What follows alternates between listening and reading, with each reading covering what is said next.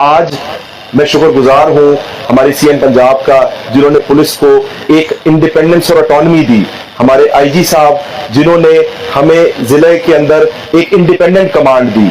आप सबका जिन्होंने इस कमांड की इस आइडियोलॉजी को कैरी किया और एग्जीक्यूट किया।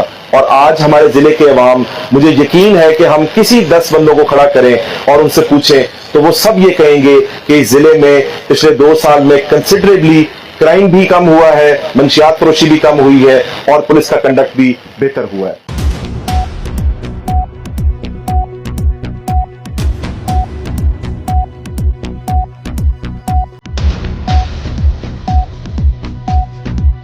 ऐ शहीदों तुम कहाँ हो,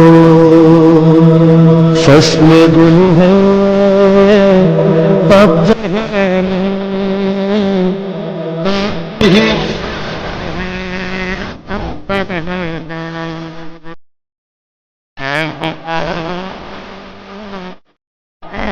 हमें